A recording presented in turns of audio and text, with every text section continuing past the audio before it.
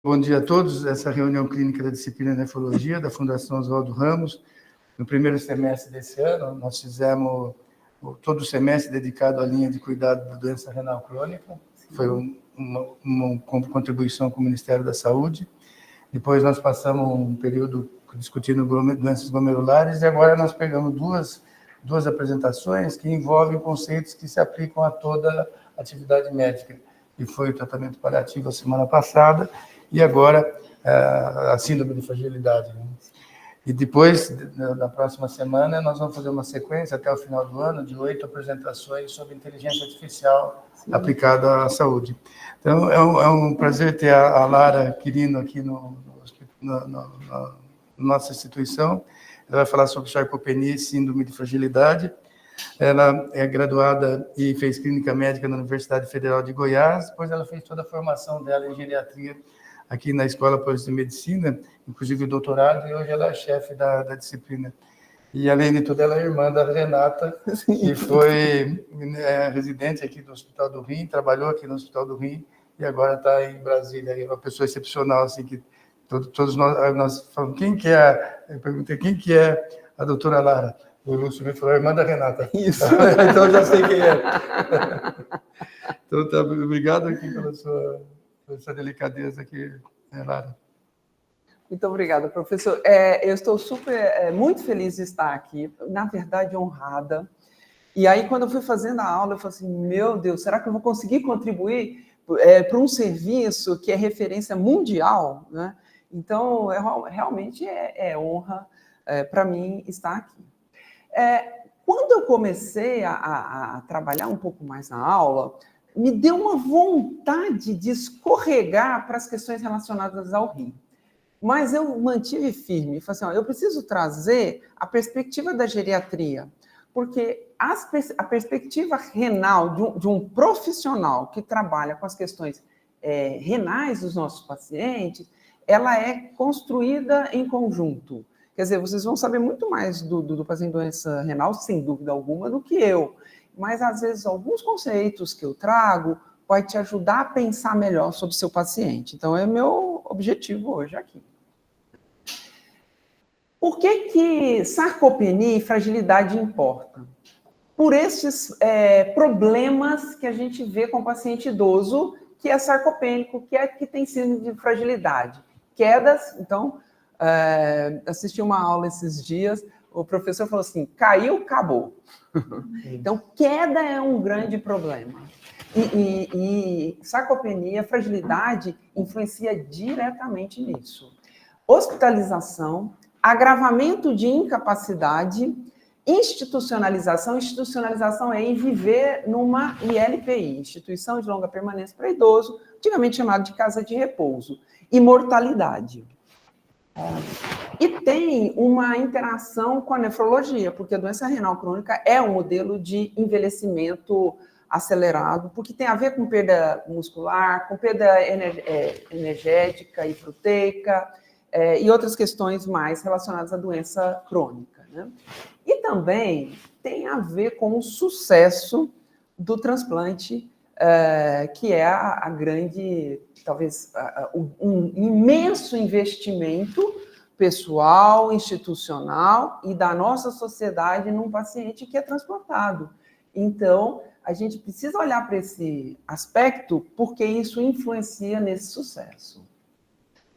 O que é fragilidade? Síndrome da fragilidade. É uma síndrome geriátrica. Toda vez que você vai ouvir falar síndrome geriátrica, o geriatra quer dizer o seguinte, é um problema amplo e multissistêmico.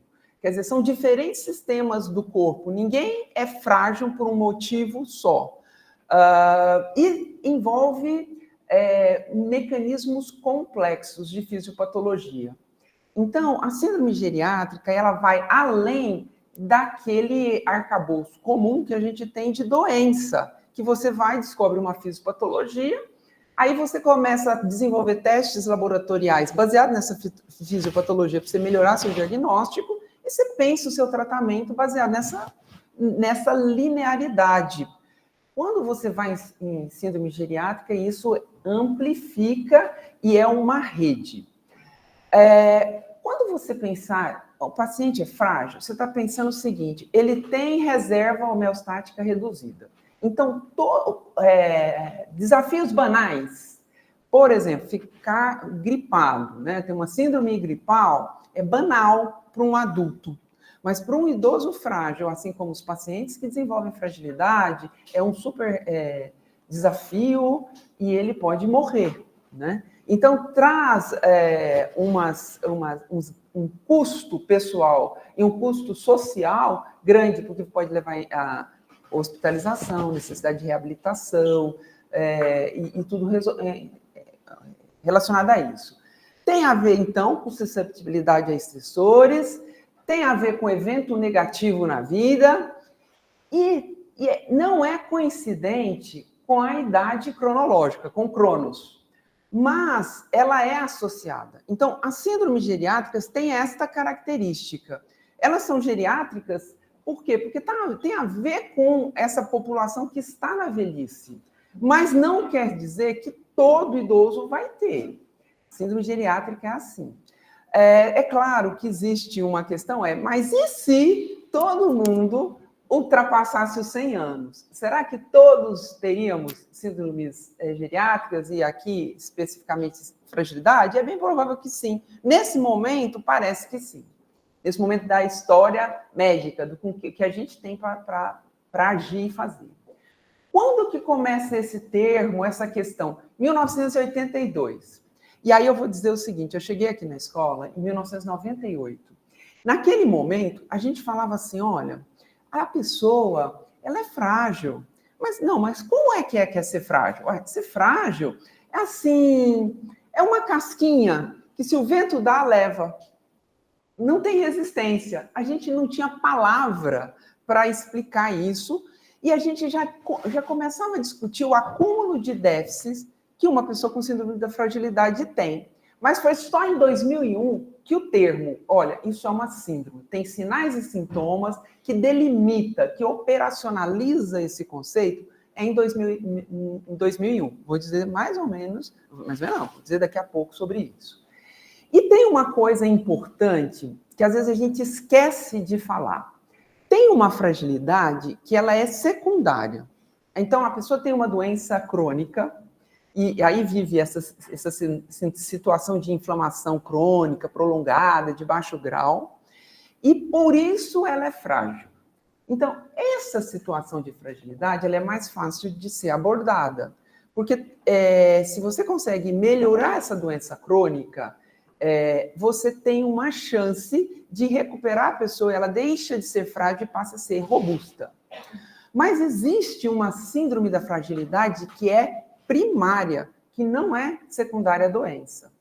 E existem pessoas que vão coexistir. Ela vai ter doença, mas ela vai ter essa questão primária dela, intrínseca a ela, que levam ela à condição de fragilidade. Outra situação importante de lembrar é o agudo e crônico. Muito importante, isso é prático. Então, o paciente, você diz assim, esse paciente é frágil. Como ele era 2 semanas antes do evento que precipitou ele sair do estado robusto ou pré-frágil para o frágil. Então, como ele era 2 semanas antes, no caso agudo, é o nosso alvo de reabilitação. É aí que, por isso que o geriatra diz, mas e aí, antes da internação, há 1 mês atrás, como que o senhor era? O geriatra quer saber isso do paciente, porque esse é o nosso alvo. Porém, nós vamos ter pacientes que são crônicos, que têm uma história de anos, e talvez não vai ser possível recuperá-lo à condição lá anterior completamente, mas a gente tem onde melhorar, faz diferença. Bom, eu acho que eu tentei traduzir como que a gente pensa fisiopatologicamente sobre a síndrome da fragilidade. O que a gente vê, o que que desperta a nossa curiosidade é a questão da vulnerabilidade. Então, a gente começa a imaginar uma pessoa que perdeu força, que está mais lento para fazer as coisas, que começa a ter baixa atividade física, e aí vem a queixa, eu me sinto sempre cansado. E essa queixa, eu me sinto sempre cansado, para os médicos significa o quê? É cansaço no corpo ou é cansaço na respiração? Se é cansaço na respiração, a gente vai pensar ali em pulmão, coração. Se é no corpo, a gente vai pensar em depressão, a gente vai pensar em estresse e a gente tem que pensar também em síndrome da fragilidade. Muito bem. Nesse momento, a gente está pensando em comprometimento físico, cognitivo, baixa reserva funcional, síndrome geriátrica, comorbidades. Quando a gente desce um pouquinho nesse caminho, a gente vai pensar em inflamação crônica, que os geriatras vão chamar de inflammation. A gente vai pensar em alteração hormonal, desregulação metabólica, alteração de composição corporal, e a gente já começa a pensar em alteração neuromuscular, de disfunção mitocondrial. É aí que existem as pesquisas para melhorar nossa abordagem, o nosso approach diagnóstico. Agora, tem a coisa de base, de fundo, que tem a ver com a síndrome, e que tem a ver com os mecanismos de envelhecimento, com os hallmarks of aging, que são mecanismos que estão lá dentro da nossa célula e que é isso aí, a gente já entendeu que no ser humano, esses 12 mecanismos que a gente conseguiu descrever até o momento, que tem a ver com toda essa cadeia fisiopatológica e clínica que nos é mais familiar. E é provavelmente ali, nesses mecanismos dos hallmark of aging, é que a gente vai ter um tratamento mais efetivo. Então, é quando a gente começa a trabalhar desbiose, provavelmente a gente vai conseguir trabalhar instabilidade genômica e todas essas questões, disfunção mitocondrial, enfim.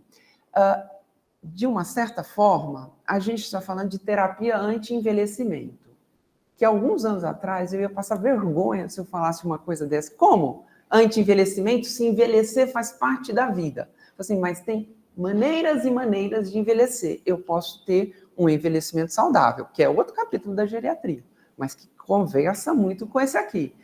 E a gente pode envelhecer melhor. A gente não precisa ser doença e incapacidade, não precisa ser história de envelhecimento da gente. Quando a gente coloca isso para a síndrome da fragilidade, a gente diz que aqueles sintomas centrais da fragilidade física têm a ver com esse basal que vai desregular mecanismos musculoesqueléticos, metabólicos, hormonais. Aqui, olha só, é de 2006 essa bibliografia, no qual o nosso colega pesquisador, ele já vai falar de doença molecular, do problema está lá na molécula, que vai trabalhar a fisiologia, e aí vocês são craques, né? Foi aqui na minha pós-graduação que eu fui aprender as vias de sinalização intracelulares, então aí a gente entra nisso para ter a nossa clínica. E aí eu tive que me segurar para não querer entrar nessas questões, e também uma certa humildade, né? Porque eu ia ter que discutir com vocês as sirtuínas, o mTOR, o P53, o P38, e não é o nosso momento agora. Como é que esse conceito de fragilidade foi operacionalizado? Como é que isso veio para a prática, né? Então, agora eu contei uma base. O que está acontecendo? Bom, primeiro, assim, um marco histórico e que é usado até hoje, e é a principal maneira de você fazer diagnóstico de síndrome da fragilidade, foi o fenótipo da fragilidade, publicado pela Linda Fried e seus colaboradores em 2001, e agora, em 2021, ela colocou um adjetivo, síndrome da fragilidade, fragilidade física. No começo, a gente falava sempre o nome completo, síndrome da fragilidade, para não vir à nossa mente, assim, não confundir com a palavra frágil. Ele é uma pessoa frágil no sentido de vulnerável. nós estamos falando de uma síndrome que tem critério. Eu faço o diagnóstico. Então, não é fragilidade, frágil no sentido de adjetivo, mas é substantivo. E aí, com o avançar das pesquisas, ela chega e diz assim, então, eu estou falando de fragilidade física. Então, são 5 critérios clínicos mensuráveis, mas que representa essa redução na reserva fisiológica e na resistência a estressores. Vou mostrar isso para vocês rapidamente daqui a pouquinho, né? E a ideia é, a fisiopatologia é em rede, a desregulação é multissistêmica, e aí ele cruza um limiar. Então, a partir daquele momento, eu perco tanta reserva fisiológica, tanta capacidade de resposta, que eu deixo de ser robusto. E aí eu tenho uma transição crítica, que eu vou ser idoso frágil. E aí, nesse momento, a gente consegue enxergar, mudou muita coisa. Claro, o corpo, ele não é analógico, né? Que eu estou falando de 0 a 1, frágil ou robusto. E, na verdade, as coisas vão acontecer. Mas tem um momento que a gente diz assim, ó, esse é frágil. Bom, paralelo a esses estudos, já lá em 1987, começo dos anos 90, até os anos 2000, o Kim Hockenhuth, que é um geriatra canadense, começa a descrever essa síndrome, que era um momento que a gente ainda nem tinha um nome para isso, e dizia assim, de acúmulo de déficits. Então, ele listou na verdade, 70 diferentes possibilidades de acúmulos de déficits em vários sistemas. E esse acúmulo de déficit tinha a ver com certas doenças, tinha a ver com medidas de sinais vitais, por exemplo, tinha a ver com medidas laboratoriais. E, a partir daí, ele fez um score de fragilidade, que é muito interessante, porque ele vai além da questão da fragilidade física que o fenótipo da fragilidade nos entrega. Ele vai dizer que tem questões metabólicas, endocrinológicas, neuronais, imunológicas, que está nesse acúmulo de déficit. Ele vai atrás disso e ele conseguiu fazer um índice que reflete isso. No entanto, para a beira do leito, isso não é prático. Então, a gente aprende isso, a gente passa a ter essa bagagem técnica, mas na beira do leito, na gestão do leito ali, ó, na hora, ele não é tão bom. Ele é importante porque a gente, como profissional, a gente tem que saber que isso está acontecendo. Na hora que a gente vai fazer a gestão desse caso, o que eu vou fazer, qual a perspectiva, que tratamento fazer, a gente tem que lembrar que isso está acontecendo. Mas o índice de fragilidade, ele é mais populacional, ele tem outras aplicações. Aí, em 2005, o Kim Hockenhuth, poxa, ele faz um trabalho belíssimo, mapeando isso e descrevendo, e o instrumento que era usado era o da Linda Fried, né, que é a fragilidade física, porque são questões mensurável, fácil de abordar. Aí ele faz a escala da fragilidade em 2005, que eu gostei mais dessa escala, porque são 5 itens, mas em 2021 ele amplia um pouco mais, porque a gente tem os extremos de pessoas que estão muito bem, que é atleta, o idoso atleta, e nós temos pessoas que estão muito comprometidas, muitas vezes em cuidados paliativos. Então, ele amplia um pouco a escala, e é uma escala qualitativa, rápida, clínica e comunicável. Então, são 2 jeitos da gente ver síndrome da fragilidade. Vamos lá. Fenótipo da fragilidade, Linda Fried, de 2001. Então, perda de peso não intencional. Você perder mais do que 4,5 kg ou mais, 5% do peso corporal no último ano. Gente, vamos fazer a conta. 70 quilos, perdeu 3,5 kg, já acende uma luz. Perdeu por quê? Né? Foi intencional, eu fiz uma dieta. Bom, perder peso é difícil. Então, quando a pessoa chegar para você e diz assim, eu fiz uma dieta e perdi peso, significa que você tem que continuar acompanhando. Porque ela pode ter perdido peso pela dieta, mas a dieta pode ter sido ajudada por uma doença que ainda não apareceu. Então, perda de peso sempre é um fator que o geriatra vai ficar em cima. A gente tem que medir peso toda vez. O nefrologista também. Vocês medem por outros motivos, mas continuem medindo. O peso não diz tudo. A gente sabe de composição corporal, mas precisa medir peso. Então, perdeu peso, ganhou um ponto aí, para ter a síndrome da fragilidade. Fadiga ou exaustão? Como que a pessoa conta que ela tem fadiga ou exaustão? Ela diz assim, eu fico cansada, eu fico exausta a maior parte do tempo. Eu começo a fazer uma atividade, eu vou, mas dá hora, eu preciso parar, descansar, porque eu não consigo fazer mais nada. Não consigo levar adiante as minhas coisas. O que acha difícil, né? Que é desesperador. Quanta coisa pode ser isso? Mas se você coloca num contexto, é um critério de fragilidade. Fraqueza muscular. Esqueci de trazer o meu dinamômetro. Ficou em cima lá do sofá. A gente mede essa fraqueza muscular pela força de pressão palmar. Quem passou na geriatria sabe disso. Por quê? Eu quero saber a força do braço do indivíduo? É claro que não, isso é muito pouco. Mas é que por esse exame, que é um aparelho pequeno, fácil da gente ter, a gente tem uma ideia da saúde muscular da pessoa. A gente quer usar isso de forma indireta, quer dizer o seguinte, se ele não tem as limitações para fazer aquela força com a mão e é fraco, significa que os outros músculos estão fracos. E aí, se você quiser particularizar, você vai falar do esôfago, você vai falar da musculatura urogenital. Então, aí você começa a ver uns outros problemas que são comuns nos idosos, por exemplo, disfagia, por exemplo, incontinência urinária. E aí, isso tem órgãos nobres, por exemplo, coração.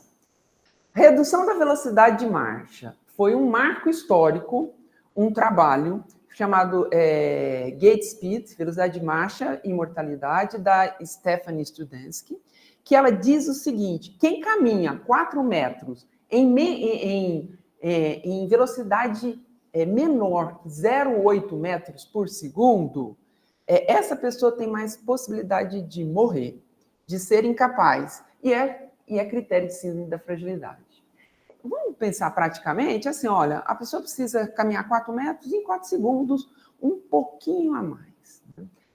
E baixo nível de atividade física. Se você for lá no trabalho original, tinha um questionário grande para você chegar a isso, então tem até em quilocalorias para homens e mulheres. Na prática clínica, a gente faz perguntas, né? Então, são aquelas pessoas que ficam a maior parte do dia sentado ou deitado e que ela consegue fazer atividades domésticas básicas. Veja, nós não estamos falando de uma pessoa incapacitada. É uma pessoa que ela parece que ela está muito bem, porque ela está independente, ela está cuidando da casa dela. Mas só isso é muito pouco. Né? Então, 3 critérios desses 5 é frágil, 1 ou 2 é pré-frágil. Importante é pré-frágil, preciso tomar providência. E nenhum deles é robusto.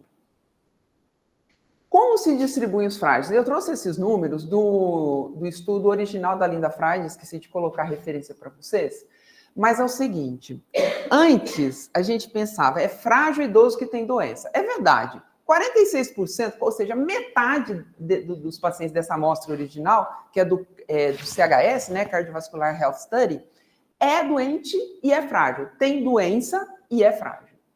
Tem uma turma que é incapaz. Tem um grupo que ali uns 5%, 6%, ele é frágil e incapaz. Não conseguia fazer uma das atividades básicas de vida diária. Bom, tem um grupo que é só frágil. Né? Então, tem aquele que é frágil, incapaz e doente. Está invertido aqui as cores, mas o grupo de 21%, ele é frágil, incapaz e doente. Mas tem um grupo ali de um quarto dessa população que é só frágil, não tem doença, não é incapaz. Bom, e o Hawking-Wood, como que ele enxerga isso? Então, ele vai enxergar, ele vai dizer o seguinte, você vai olhar para a pessoa e você vai dizer, esse paciente é muito ativo. Essa pessoa é ativa, é mais ou menos, regular. Essa é vulnerável. e aí vai aprofundando os níveis de vulnerabilidade ou de fragilidade. Quando ele escreve isso em 2020, essa atualização da Clinical Frail Scale, escala clínica da fragilidade, que era de 2005, em 2001 nós tivemos um pesquisador brasileiro que valida para o português. Então já estou trazendo para nós em português validado. Aí, o que trouxe de novo esses trabalhos? Ele começa a descrever, porque quem trabalha com idoso não precisava de tanta descrição. Isso faz parte, a nossa avaliação traz isso de alguma maneira. Mas aí ele começa a ajudar a todos poderem perceber que alguma coisa está errada. E aí ele coloca atividade de vida diária e ele dá exemplo. Mas essa é uma escala rápida, comunicável. A escala da Fried, o instrumento de avaliação da Fried, ele é mais mensurável. Bom, faz diferença? É só uma questão de músculo? É só uma questão de eu ser capaz de realizar tarefas? Então, aqui traz esse estudo, eu peguei numa revisão sistemática uma revisão narrativa da Fried, que ela é primeira autora, inclusive, agora, 2021, mas eu fui lá no estudo original buscar o dado. Mulheres de 85 a 94 anos da comunidade. Quando o geriatra fala da comunidade, a gente quer dizer o seguinte, não mora em casa de repouso, não mora em LPI. Então, faz muita diferença quando a gente está trabalhando, olha, tem 70 anos e mora em LPI, tem 70 anos e mora na própria casa. Né? E é muito diferente, tem 70 anos e está no hospital.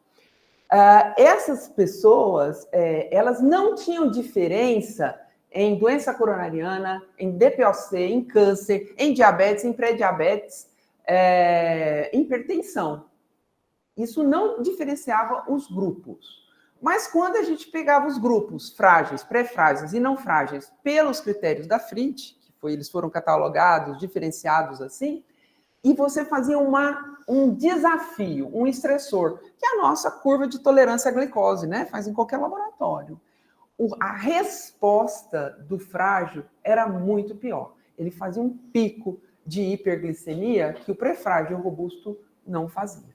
Então, assim, veja, foi avaliado fragilidade física. Eu estou olhando ali principalmente músculo, mas isso representa esse acúmulo de déficit que o Hockenhuth descreve tão bem nos seus trabalhos.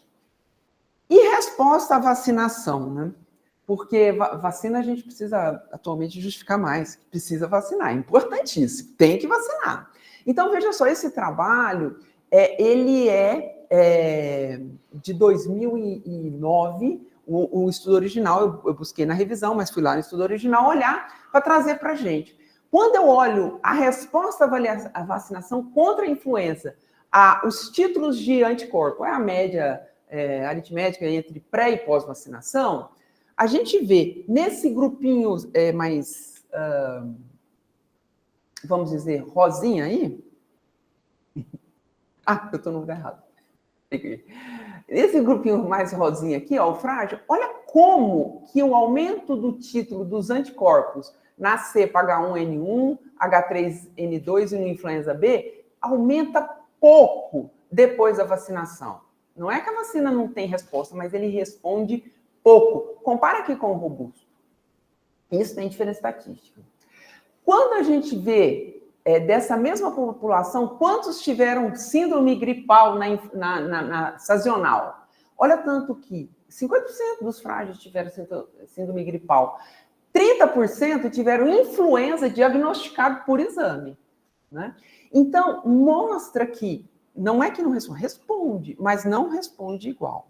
E é mais um motivo para a gente vacinar. A gente sabe que não vai responder igual, mas responde, e isso faz diferença, às vezes, entre o viver e morrer, entre ficar ou não mais dependente.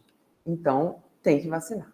A discussão hoje, vocês vão ver, é se aquela vacina específica para idoso, que tem o dobro de antígeno, vale ou não vale a pena. Então, ela está disponível no mercado. Né? Ainda tem controvérsias. Tem trabalho dizendo que sim, tem trabalho dizendo que talvez não faça tanta diferença assim. Bom, aí eu caio em sarcopenia. Vocês perceberam que os critérios da FRID falam principalmente de sarcopenia? Olha, é exaustão, é baixa de força de pressão palmar, é não conseguir levar adiante as suas coisas, exaustão, baixa atividade física, velocidade de caminhada lenta. Então, tem muito disso em sarcopenia. E o que é sarcopenia? Não é fragilidade. Então, eles caminham juntos, mas não é fragilidade. Existe uma grande sobreposição do fenótipo da fragilidade com sarcopenia. É um distúrbio muscular que é progressivo e sistêmico. Então, muitas pessoas têm sarcopenia primária. É uma coisa intrínseca, é um problema de funcionamento do organismo da pessoa, é independente de doença. Claro, existe a sarcopenia secundária, assim como existe a fragilidade secundária. É doença, hoje tem CID para sarcopenia. É um dos déficits da síndrome da fragilidade por déficits acumulados, tem a ver com perda de força, massa e desempenho físico. Lá em 2010, quando o primeiro consenso sobre sarcopenia é publicado, o foco era massa muscular. Mas, a partir daí, isso foi mudando para força. Aí nós evoluímos para pensar em desempenho físico. E agora, uma discussão que está surgindo é a powerpenia, que a gente não conseguiu um nome em português, mas que quer dizer o seguinte, é a perda de potência. E potência muscular tem a ver com eu realizar aquela atividade muscular rapidamente, tem a ver com velocidade. Provavelmente a gente vai desenvolver alguns métodos de avaliar o desempenho físico no tempo. A gente vai precisar de cronometrar isso. Então, a gente vai precisar de instrumento para fazer isso. Essa é uma via de discussão interessante. Então, e sarcopenia é muito importante porque é o componente tratável da fragilidade física. Quando a gente pensa em déficit acumulado, a gente diz o seguinte, se é hipertenso, tem que tratar a hipertensão. Se tem dislipidemia, tem que tratar isso. Quer dizer, a gente vai falando assim, olha, as questões que vão surgindo na saúde, elas precisam ser abordadas e abordadas com responsabilidade para chegar no resultado. Muito bem. Como que eu faço o diagnóstico, então, de sarcopenia? Primeira questão, tem que achar o caso. E aí, como a gente aprendeu lá no nosso terceiro ano, em semiologia, como que é a semiologia da insuficiência cardíaca? É a mesma forma de sarcopenia. Tem algumas perguntas que são mais preditoras da pessoa ter sarcopenia. Aí a gente fez, que o geriatra gosta disso e funciona bem, um instrumento chamado SARC-F, que pergunta, você tem dificuldade de levantar e carregar 5 quilos? Quanto tempo você vai levar para atravessar essa sala? Você consegue fazer bem isso? Você tem dificuldade para levantar da cama, da cadeira? Você consegue subir 10 degraus de escada? Você caiu no último ano? A gente pontua, né?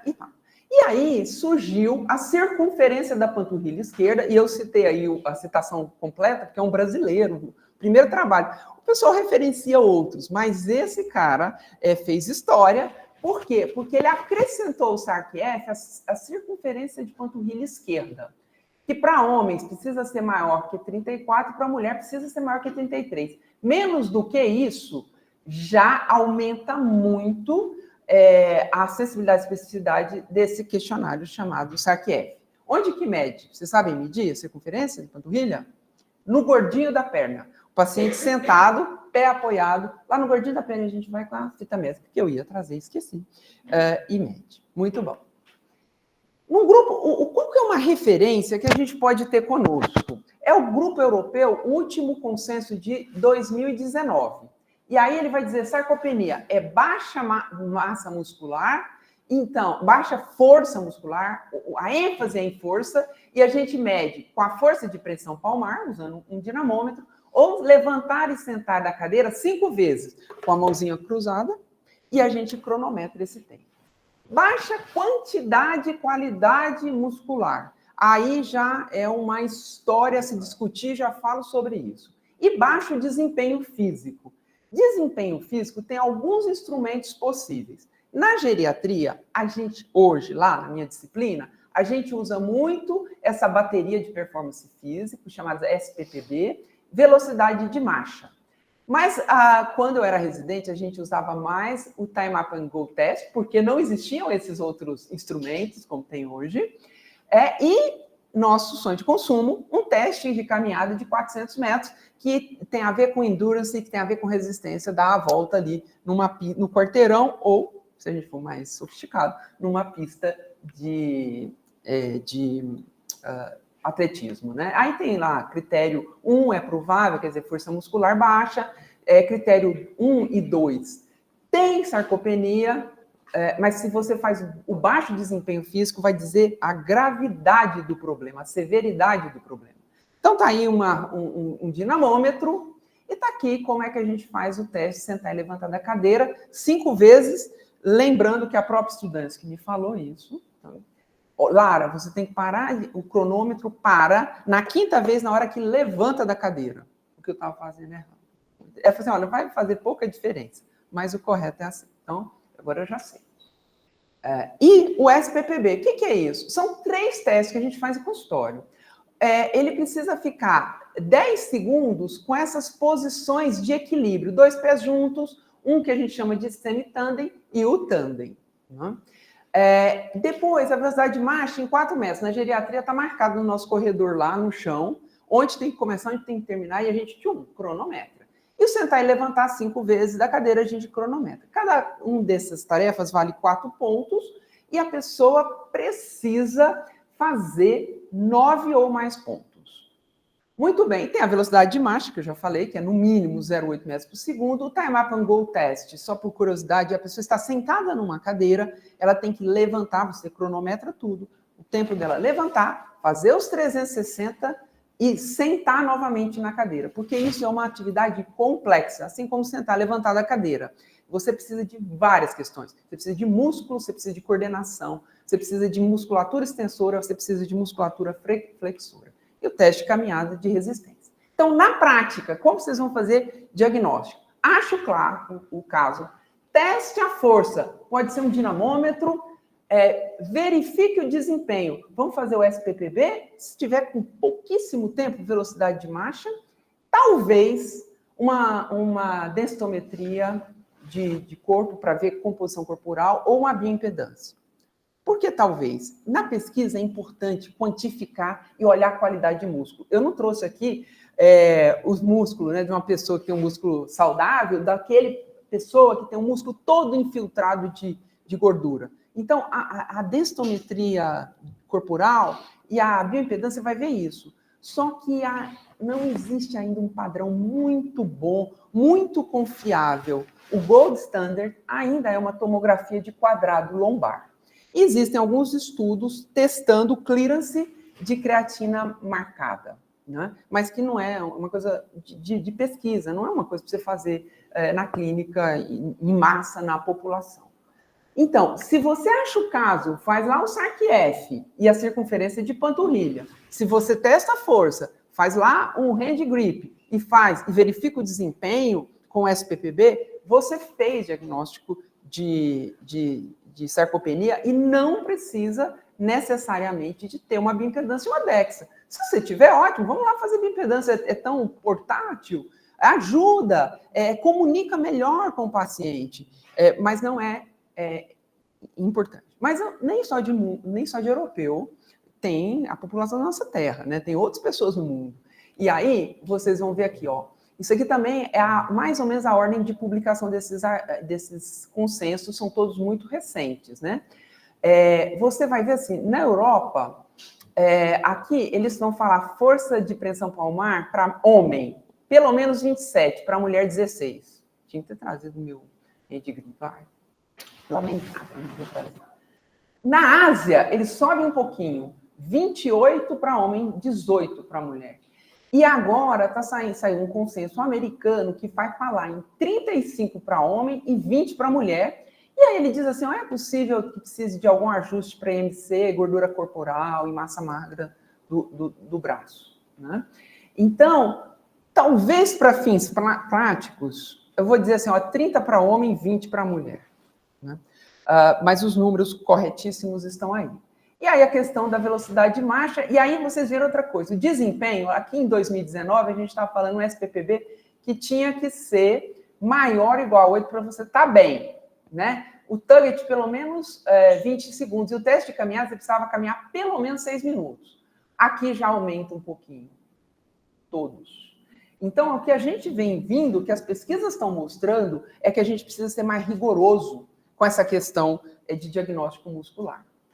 As estratégias de tratamento, eu vou mostrar só uma coisa que para mim é muito importante, mas eu quero que vocês saibam o seguinte, tem muita gente estudando medicações, desde suplementação hormonal até novas medicações para trabalhar aquela cascata desastrosa, fisiopatológica, que leva a pessoa a ter sarcopenia primária, síndrome da fragilidade primária. Qual que é a base e que a gente tem hoje? É nutrição e exercício físico. E também cuidar dos outros problemas. A gente não existe mais isso de um médico assim, ó, o meu negócio aqui é cuidar do diabetes. Eu cuido de diabetes, eu cuido de tireoide, eu cuido de pressão, eu cuido de hipertensão. Eu cuido de pessoas. E eu preciso compensar a pessoa. Não dá mais para a gente deixar passar para frente. Esse estudo, acompanhei desde 2017, estou acompanhando. Eles chegaram e falaram assim, eu vou cuidar dos meus pacientes, nós vamos abordar esse paciente com fragilidade física e sarcopenia, mas que consegue caminhar 400 metros em pelo menos 15 minutos, sem parar, sem ajuda, tudo bem, pode ir de bengala. Então, eles abordaram foram 1.500 pacientes, 1.000 mulheres, então, seguiu a demografia, você tem mais mulheres do que homens no mundo, tá tudo certo. E eles faziam, naquele momento, achavam importante fazer a DEXA para ter uma medida quantitativa. Seguiram 2 anos e pouquinho, esses pacientes. O que eles faziam? Era uma atividade física estruturada, é o que a gente fala para o nosso paciente fazer 2 vezes por semana, tem que ter uma caminhada, um aeróbico, ter um treino de resistência, equilíbrio, flexibilidade, intensidade moderada. E um aconselhamento nutricional. Isso aqui é importante. Tem que ter energia e tem que ter proteína. E repunha vitamina naqueles que precisavam. Resultado, deu diferença. Então, a incapacidade de mobilidade, que era andar os 400 metros em mais de 15 minutos, quer dizer, incapaz. Foi em quase 50% do grupo de tratamento, que era essa intervenção multicomponente, e 52% no controle. Ainda assim, foi importante, porque deu uma redução de risco de 22%, essa redução de risco absoluto foi de quase 6%, e um NNT de 17 pacientes em 26 meses. Ou seja, eu preciso tratar durante mais ou menos 2 anos 100 pacientes para evitar 6 casos de incapacidade e mobilidade. Isso para a vida da pessoa faz diferença, para a sociedade faz muita diferença, porque o custo de um idoso frágil é muito alto. O custo de uma pessoa incapaz é muito alto. Mas ainda assim, 47 pessoas fazendo tudo isso, vai ter essa doença que é a sarcopenia. As evidências das atividades estruturadas, do sprint, ele foi um trabalho europeu acima de 70 anos, confirmou o Life Study, que é americano, e que, de alguma forma, caminha junto com o do Health, que é europeu, que falou o seguinte, olha, mas tem que repor vitamina D, tem que dar ômega 3, e um programa simples de exercício. Não foi efetivo. Então, um programinha simples, básico de exercício, dá vitamina D para a pessoa, dá ômega 3, não vai resolver esse problema. Quais são as minhas percepções? Eu já estou acabando. É que assim, a sarcopenia é potencialmente tratável da síndrome da fragilidade. A gente tem que conhecer a síndrome da fragilidade, a gente tem que ter essa clareza. Seu paciente internou, você tem que saber, ele é frágil, ele vai complicar mais, o tempo de internação vai ser maior. E a sarcopenia é o que é abordável. A gente consegue pensar Antes do transplante, eu posso pensar em abordar essa sarcopenia. O diagnóstico, quanto mais precoce, melhor, porque é difícil de tirar uma pessoa que está nesse ciclo. Precisa de intensidade e percepção e persistência no treino físico. Então, na literatura, o que mais funciona é treino físico. Mas o que tem mostrado as evidências? Tem que ser com intensidade, tem que ser personalizado e precisa de supervisão. Tem que ter um fisioterapeuta ou um educador físico. Por quê? Quando você pega uma pessoa idosa e você começa a pôr carga, porque eu estou falando de resistência, não só exercício de resistência, mas resistência é levantar peso. Se eu começo a pôr carga e eu vou rápido, o músculo ainda não está preparado, eu vou atrapalhar a articulação, eu vou causar problema. Aí ele vai levar 3 meses para se recuperar daquele treino mal feito, e aí ele não vai sair da sarcopenia dele, porque ele vai ficar nesse ciclo. Então, isso é vida prática. O paciente tem que fazer exercícios, tem que ser supervisionado, tem que progredir, e a velha máxima da geriatria, né? Go slow, but keep going. E a abordagem nutricional precisa ser individualizada. Então, tem inúmeros trabalhos que mostram isso. Tem que ter energia. Então, se o idoso faz uma dieta low carb para emagrecer e falta energia, ele pode ser um obeso sarcopênico. E aí, a energia, o metabolismo dele vai buscar lá no músculo e vai ser ruim para o músculo dele. Tem que ter energia. Tem que ter proteína de alto valor biológico. Isso não é tão importante para o jovem, é a concepção que a gente tem hoje. O que é alto valor biológico? Tem que ter aminoácidos essenciais e tem que ser digestibilidade. E a gente vai encontrar isso nas proteínas de origem animal. As proteínas de origem vegetal, se você combina diferentes alimentos, você chega aí. Mas do ponto de vista de praticidade, as de origem animal é mais fácil. Então é mais fácil um leite, é mais fácil uma carne, do que você ficar fazendo uma dieta vegana, por exemplo. Não que seja impossível, mas só que você tem que ter atenção na combinação dos alimentos. A gente precisa considerar suplementos. Então, quais são os suplementos hoje que está estabelecido? É o whey protein, que é a proteína do soro do leite. Por quê? Para a gente chegar àquela quantidade de gramas por quilos que a gente precisa, que é em torno de 1 a 1,2 gramas por quilo de proteína por dia, né? E a qualidade da comida está entrando aí na nossa discussão, porque a gente está falando de desbiose intestinal, porque a gente está falando de micoplástico, que está contaminando os alimentos, a água, e a gente começa a ter mais um fator como promotor do inflammation, né?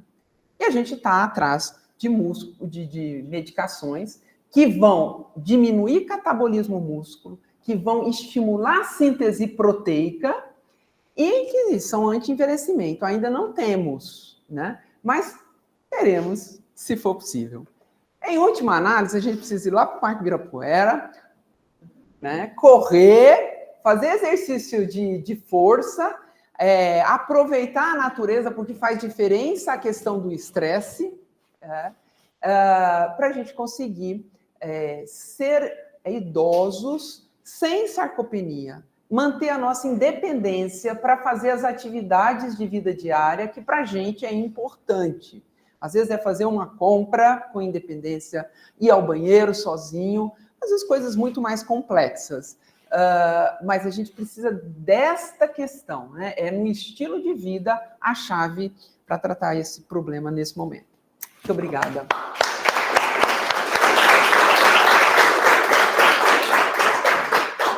Muito bom, Mara. Você fala com uma empatia, transmite uma empatia excepcional, assim.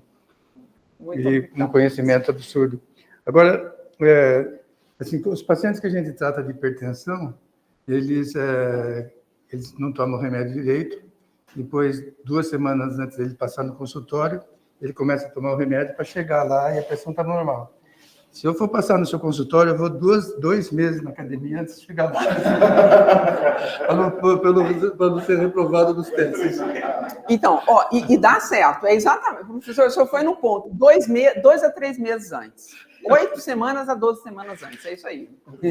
Mas depois continua. Mas só uma coisa, assim, no conceito de fragilidade, não considera, assim, a capacidade auditiva, a capacidade visual, você tem capacidade do olfato, paladar, você tem dente, ele é bem restrito, assim, à sarcopenia, a atividade muscular. Isso deve ter algum outro critério que incorpore esses outros indicadores. Esses outros indicadores fazem parte do que a gente fala de capacidade intrínseca, que é a capacidade, é o recurso físico e mental que a pessoa tem para ser independente. Então, a sarcopenia está dentro da capacidade intrínseca, no domínio que a gente chama vitalidade. Então, composição corporal, sarcopenia, quedas, está lá no domínio da vitalidade. Quais são os outros domínios? Posso falar rapidamente, porque são 5. Cognição, tem a ver com memória. Psicológico, tem a ver com humor, afetos, tem a ver com ansiedade e depressão. A vitalidade, o sensorial, tem audição e visão. E a mobilidade. Tá. E outra coisa, assim, a última pergunta de passar para todos. Eu entendo assim, a criança ela tem um dia certo, assim, nasceu, tem um pediatra que vai até os 15 anos. E o tempo para você ir para um geriatra aí é diferente, porque não tem uma data certa, isso varia de uma pessoa para outra. Mas quando que uma pessoa tem que ir para o geriatra, e quando você tem um pediatra, que é criança, o pediatra é que administra a sua saúde. E ele manda você, se precisar alguma questão de cardiologia ou de pneumologia, ele vai para o pneumologista ou vai para o cardiologista, mas o dono dele é o pediatra. E ele não precisa ficar passando em 10 médicos ao mesmo tempo.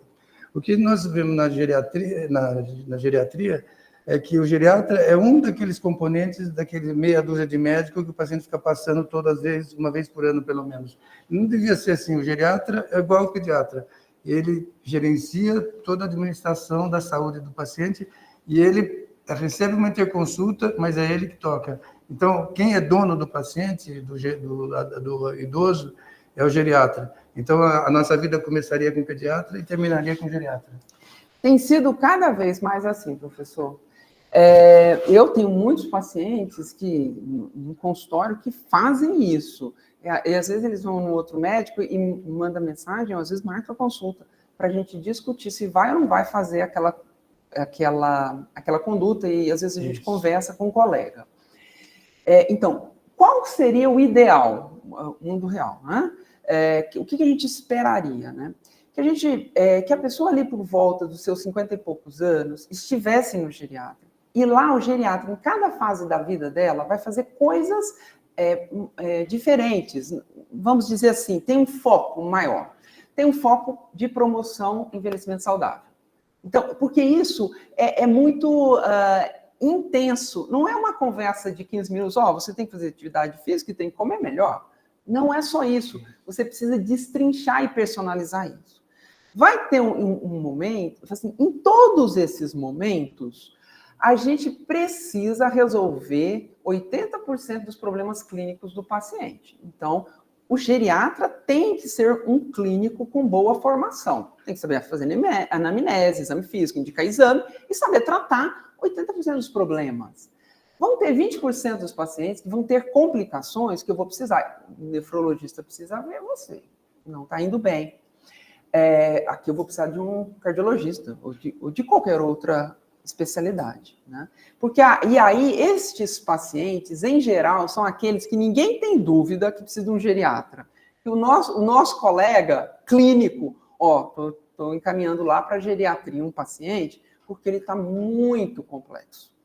Em geral, só que quando essa pessoa chega para a gente, nesse momento, ela já tem síndrome da fragilidade, ela já tem sarcopenia, porque não é nosso hábito, nas outras especialidades, de fazer formalmente o diagnóstico e escrever lá no prontuário, sarcopenia. Qual o tratamento? O tratamento é treino físico individualizado, personalizado e supervisionado. Alimentação adequada àquela pessoa. Ou seja, ela é supervisionada, vai precisar de nutricionista. Então, como isso vai passando, acaba chegando para a gente aquele paciente complexo, né? E que a gente faz um trabalho em comum, né? Porque a gente não consegue resolver tudo. O Lúcio, deixa eu só fazer, antes do Lúcio fazer, eu vejo bastante idoso e eu penso, eu cuido bastante do uso da bengala. Então eu falo, quando seu paciente estiver curto, você precisa usar a bengala. Antes de você cair, você tem que usar uma bengala. E depois, quando ele começa a usar a bengala, o passo fica mais longo.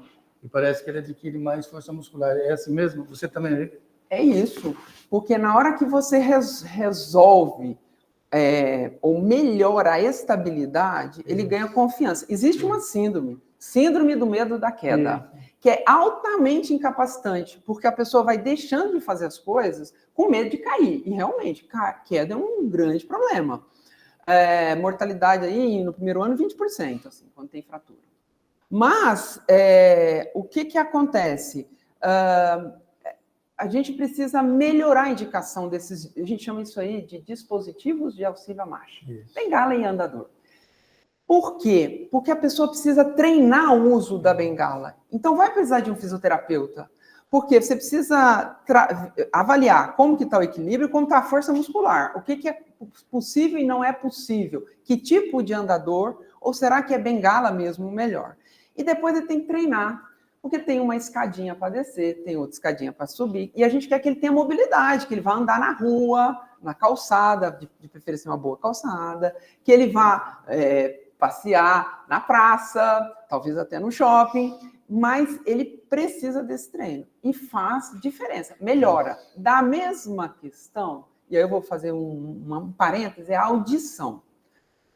Assim, nós estamos tendo cada vez mais próteses auditivas melhores, mais bonitas, elas são praticamente transparentes, elas são carregadas como se carrega a bateria de um celular, você controla a prótese pelo seu celular, aumenta o volume, diminui, conversa direto do celular na prótese, não precisa colocar a televisão.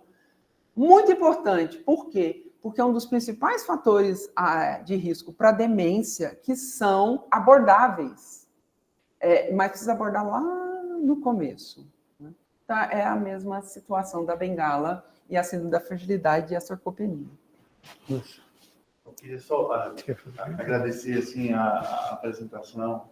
Desculpa, professor. Parece que a gente está sentando em caos, né? Exato. Tomando um café, comendo um pouquinho de proteína e ouvindo um caos, né? Excepcional, assim. Acho que a gente precisa marcar um próximo encontro para traçar quais vão ser as nossas colaborações, tanto no pré-transplante, quanto na diálise, quanto no pós-transplante, porque eu acho que tem aqui um campo bastante fértil para a gente investigar, validar esses questionários. E eu fico pensando, mas essa é uma outra conversa, assim, o quanto que a profissional de saúde está preparado para essa conversa. Eu acho que não está. Não tem tido tempo para conversar, não tem tido tempo para...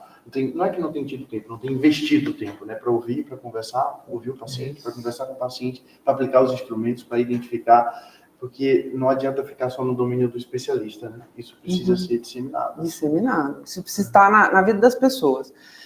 Uma coisa que ajuda, gente, é ter, eu vou dizer assim, ter fé. Que isso faz diferença.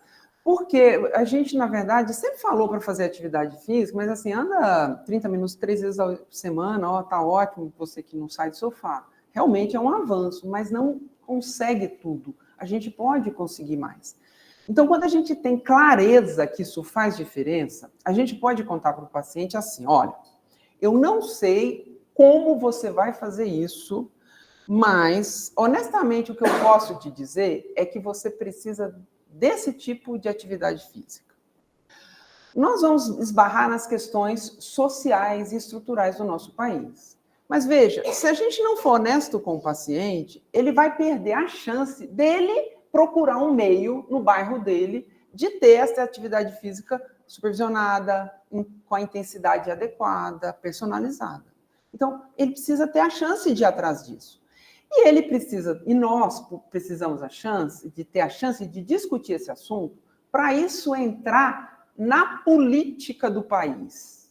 Isso não pode ser considerado um luxo, porque não é um luxo. Não é um luxo na qualidade de vida individual, não é um luxo para as finanças do país. A gente precisa de fazer esse investimento, porque senão, daqui a muito pouco tempo, nós estaremos tendo um problema imenso do financiamento do sistema de saúde. Então, quando a gente tem essa clareza, a gente tem mais força ali no consultório, conversando com o paciente, falar, ó, é disso aqui que você precisa. A sua alimentação precisa ser de qualidade. E aí, a gente também tem que desmistificar, né? Alimentação de qualidade não significa que a pessoa tem que comer um salmão, porque se não for o salmão... Então, a gente precisa abrasileirar esse conhecimento. O que é? Ver na nossa população o que é factível e dizer, precisa disso. A pessoa precisa saber, a família precisa saber, a cidade dele precisa saber. O político da cidade dele, o político do nosso estado, do nosso país precisa saber. Porque aí a gente tem uma clareza, né, do qual é o alimento que a gente precisa. E quando o paciente ele passa a ser dependente, é melhor ele ficar com o cuidador ou ir para essa instituição de longo prazo do idoso? As duas coisas funcionam bem. As duas coisas. E assim, eu tenho experiências memoráveis, né? Teve uma senhora que eu falei, olha, foi ficando complicado, o esposo morar sozinho, ela tinha um quadro demencial, assim, estava difícil a gestão. Aí estava todo mundo muito sofrido, porque ela foi morar numa casa de repouso, numa ILPI. Mas resultado, em pouquíssimo tempo, eu estou falando de semanas, professor, ela estava felicíssima, ela melhorou. Uma série de problemas que ela estava tendo, comportamental, se resolveram. E o marido gostou da ideia, ele passava o dia com ela na casa de repouso, ali, fazendo as coisas deles. Então, casa de repouso não é sinônimo de um cuidado ruim, de morar ruim, de qualidade, abandono. De abandono. Porque a pessoa idosa, ela é uma pessoa. Ela tem atividades, ela tem coisas que ela quer fazer e, às vezes, aquilo vai fazer parte da vida dela. Agora, tem os casos que é um abandono, claro que tem. Da mesma forma que cuidar em casa pode ser excelente. Eu estou junto às minhas memórias, aos meus móveis, meu jeito de fazer, meu horário, mas em algumas situações é sinal de abandono. É sinal que eu vou ficar ali sozinho, que eu vou ficar mais inativo, que eu vou tomar meu remédio tudo errado, então as minhas doenças crônicas vão descompensar. Então, as duas coisas são possíveis, né? Uma limitação hoje para o nosso povo brasileiro é o custo disso. Nós temos pouquíssimas instituições de longa permanência para idosos públicas. E quando tem, geralmente, ela tem um foco específico, por exemplo, no morador de rua, ou a pessoa, uma mãe que tem 3 filhos, que está precisando de uma casa, e às vezes o idoso, ele não tem esse lugar público acessível, né? Então, essa é uma outra discussão de financiamento de saúde que já está entrando no nosso radar. Então, eu considero tudo isso que você falou assim, absolutamente importante. Isso devia ter uma forma de comunicação com a sociedade. Como que você utiliza isso? Se eu fosse falar, a Lara precisa falar toda semana no Fantástico. Que meio de comunicação que você usa para transmitir esses conceitos para a comunidade toda? Porque nós todos estamos aqui trabalhando só com saúde, a tua apresentação foi extremamente esclarecedora para todos nós. Então, né, eu tenho a promessa de escrever um livro, estou escrevendo. Então, isso já vai ajudar na comunicação. Agora, precisa o pessoal ler que pararam de ler. Tem que ser uma coisa mais simples do que essa. Então, a gente tem que contar com os nossos jovens. Eu também, eu preciso sair do meu lugar de conforto, porque a gente precisa invadir as redes sociais com informação científica de boa qualidade. Eu faço parte de um projeto de comunicação científica nas redes sociais, chamada saudemental.unifesp, está lá no Instagram.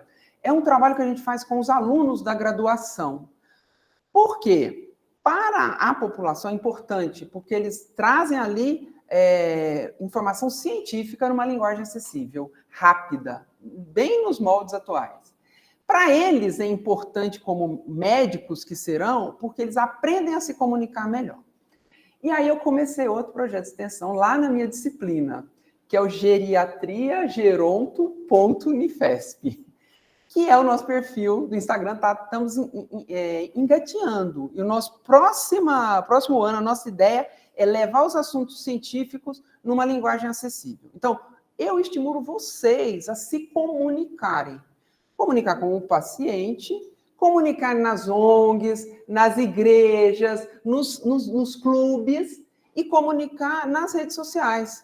Porque a gente tem tanta coisa que é de qualidade duvidosa e com uma roupagem tão bonita, né? Tão atraente, mas a gente precisa levar essa mensagem. Né? E eu vou me dedicar mais a essa questão.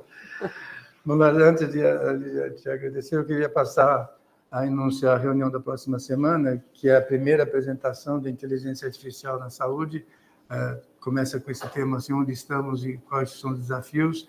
Quem vai falar é o Dr. Marco Bego, ele é diretor executivo do Instituto de Radiologia do Hospital das Clínicas, da Faculdade de Medicina da Universidade de São Paulo, que tem uma linha de estudo em inteligência artificial na saúde bastante estruturada. Então, eu queria te agradecer imensamente, assim, os teus conceitos são excepcionais, a forma como você aborda, com uma empatia enorme, como o Lúcio falou, parece que nós estamos sentados todos conversando numa mesa, e agradecer mesmo você e que isso seja repassado assim mais para a população. Como eu disse, nós todos trabalhamos com saúde e poucos de nós temos todas essas informações da forma como você passou. Isso é fundamental, porque a maior parte dos pacientes que nós atendemos hoje estão na faixa etária de geriatria. Muito, muito obrigada, professor. É uma honra estar com todos vocês. Professor, sou grande fã do senhor. Obrigado. Você tem uma carreira maravilhosa. Obrigado. Que me inspira e eu tenho certeza que inspira a todos aqui. Muito obrigado pelo convite. Obrigado. Foi maravilhoso. Obrigado.